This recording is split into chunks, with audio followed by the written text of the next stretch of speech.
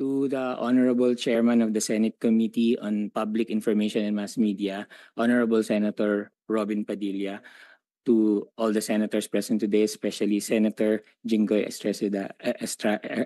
Ejercito Estrada, President pro tempore.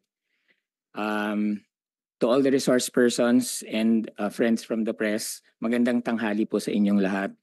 Bago po ang lahat, ay nais po naming humingi ng paumanhin sa hindi namin pagdalo sa nakaraang pagdinig. Inaamin po namin na natakot po kami na masubject sa media circus at premature trial. Gayun din po, natakot din po kami na baka malabag po namin ang confidentiality ng investigasyon na isinasagawa ng NBI nang nagsimula na ang mga panahong yon at nagpapatuloy pa rin sa ngayon.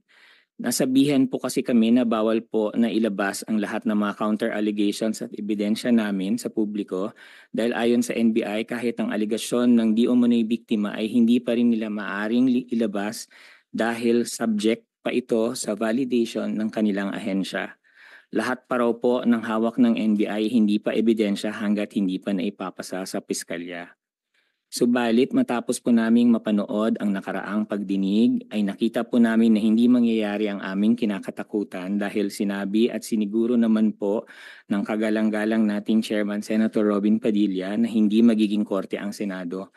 Kaya humihingi rin po kami ng patawad sa kagalang-galang natin na Senador Jinggoy Estrada kung naunahan po kami ng takot, kaba at pangamba. Opo. Kami po ang independent contractors ng GMA Network na tinutukoy sa mga online posts na kumalat noong mga nakaraang araw. Subalit, hindi po kami gumawa ng kahit anong sexual harassment or abuse laban kay Sandro Mulak. Sa pagkakataong ito,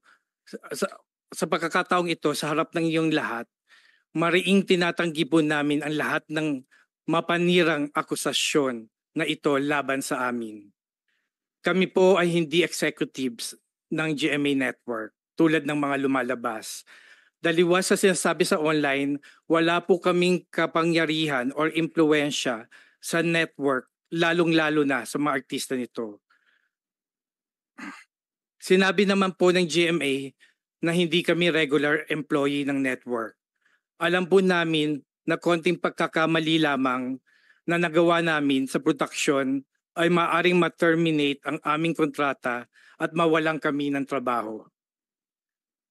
Subalit, tumagal kami sa telebisyon ng more or less 30 years. At bago ang pangyayaring ito, ay malawak ang naging kontribusyon namin sa industriya sa telebisyon sa pamamagitan na naiambag namin mga award-winning at top-rating television shows and teleseries.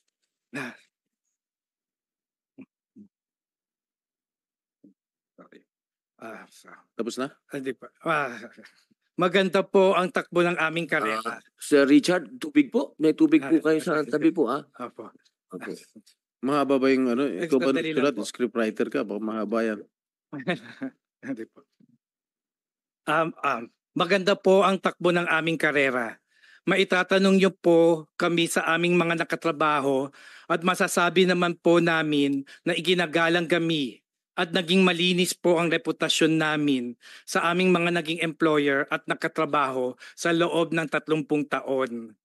Sa tinagal-dagal namin sa industriya, wala po kahit na isang reklamo, sexual man or anuman, ang nag-file sa amin.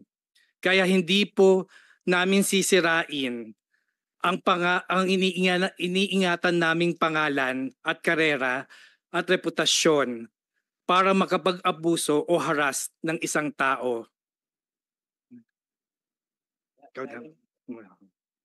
Lalo na po na alam namin na anak ng sikat na artista at maimpluwensyang pamilya. Ano ba naman po ang laban naming mga ordinaryong manggagawa lamang laban sa kanila? Hindi naman po namin itinatangging bakla kami, sa katunayan ang pagiging bakla namin ang isa sa mga dahilan kaya kami naging creative, artistic at nagkaroon ng skills na kailangan sa industriya. Buong buhay namin, ginamit namin ang pagiging bakla namin sa maayos na paraan para maitaguyod ang aming mga pamilya. Kaya Napakasakit sa amin at sa aming pamilya na mabasa ang aming mga pangalan online na may caption na bakla at kung ano-anong masasakit at mapanirang puri na bansag at descriptions. Bakla po kami, oo, pero hindi kami mga abuser. Bakla kami, oo, pero hindi kami gumagawa ng masama sa kapwa. Bakla kami, oo, at may takot po kami sa Diyos. Sa huli kami rin po ay humihiling ng hustisya, mabigyan sana ng hustisya ang malisyosong pagbibintang sa amin. Kaya po naming mapatunayan sa piskalya o korte na wala kaming kasalanan. Hintayin lang po sana natin ang proseso, ang due process. Habang hinihintay po yan, humihiling po kami sa sambayanan na wag niyo po muna kaming husgahan. Iba ko na parang mga convicted na criminals.